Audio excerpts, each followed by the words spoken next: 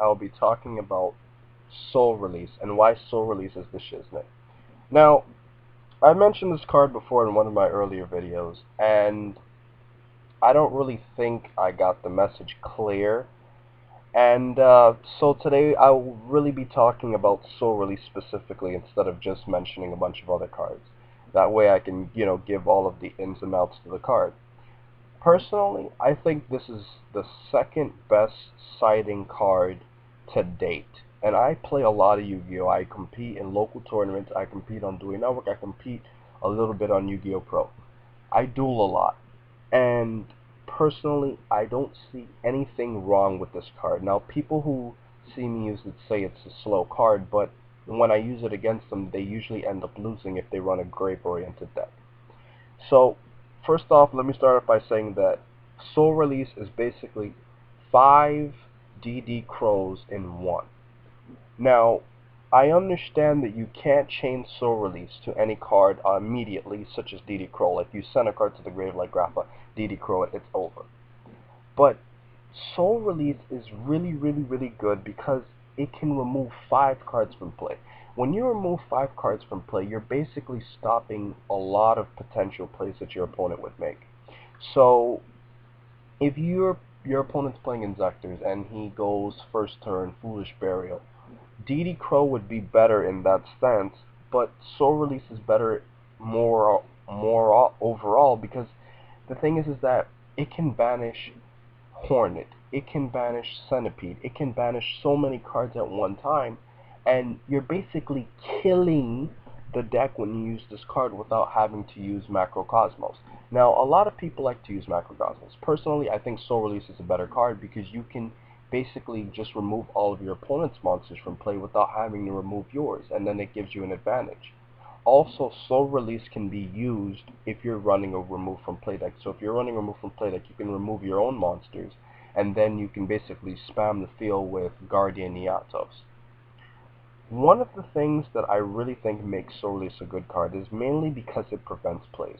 So for example, if you have Dark Arm Dragon or Blackluster Soldier or Kalut in the or not Kalut, Bayou in the graveyard, Grapha, Judgment Dragon. If you use Soul Release early on in the game or mid game, you can basically remove all of their monsters. So when that happens, your opponent has nothing to use JD with. JD will basically be a dead card in the hand.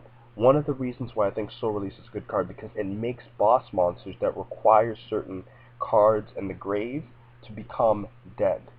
It's also really, really, really good against Chaos Dragons. So, for example, if you're playing against Chaos Dragons and they go light, Light Pulsar Dragon and Dark Flare, you use Soul Release, you remove Darkness Metal, you remove all of them. Just make sure you don't remove Eclipse Wyvern, because that'd be pretty stupid. You remove all of those cards from play, and basically they have nothing they can do, and they can't get Light Pulsar back, they can't get Dark Flare back. You just killed the whole deck. This card sees no play at all, and it's really, really, really sad. I think if people started siding in this card, a lot of grade-oriented decks would not be a problem anymore. Now, people like to use DD Crow. I love DD Crow. I think DD Crow is a good card, but you can't compare it with Soul Release. I think Soul Release puts DD Crow to shame because it can remove so many cards at once.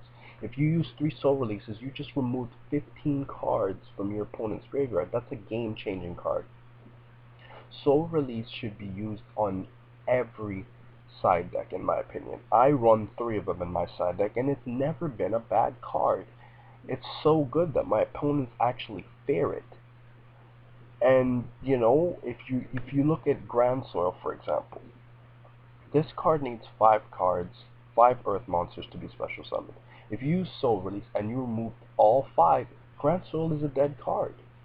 And basically, your opponent has nothing that they can feed off of with their plays.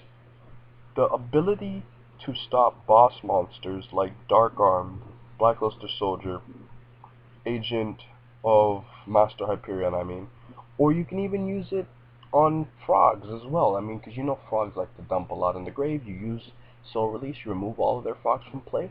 End of story. It stops the problem.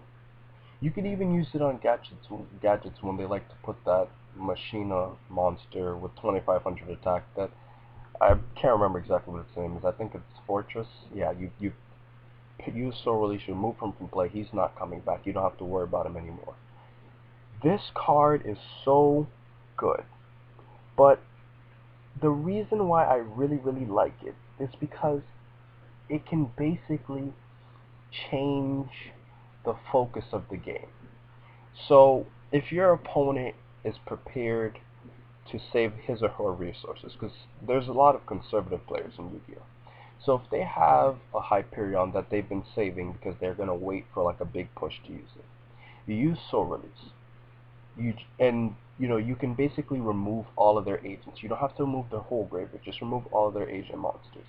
Basically, you just made Hyperion a useless monster, and because it takes a while to get an agent in the grave as compared to just a regular light monster, you're basically going to win the duel because they don't have many boss monsters other than maybe the lesser Chaos Sorcerer. And if you have multiple Soul Releases, you can also remove their dark monsters too.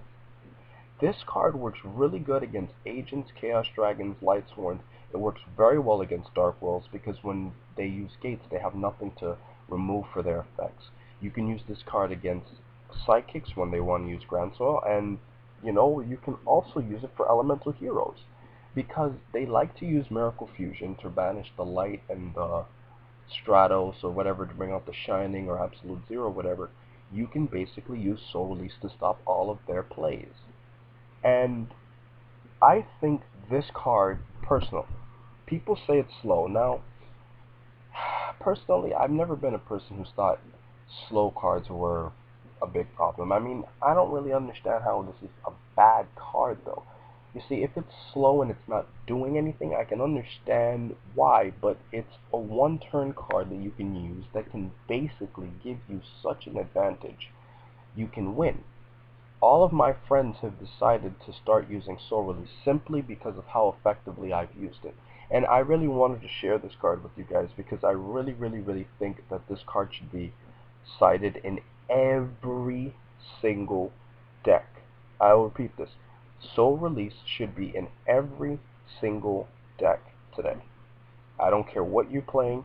This card can give you so many advantages, and it can stop your opponent. It's basically a dark hole, heavy storm. It's on that level of a card. It's that game changing for so many grave-oriented decks. Basically, if we want to think about the cons to Soul Release, the only con I can say is that it's a normal spell card, and you can't really use it when your opponent is going off. I understand that, but this card isn't supposed to work that way. That is what you have the DD Crow for, and you can use Soul Release and DD Crow together. Soul Release is basically there to stop plays. DD Crow is there to chain so that your opponent can't do an automatic, BLS summon. So if you check your opponent's grave, if he has one dark, one light, you automatically chain DD Crow. Remove that darker light, BLS can't come out.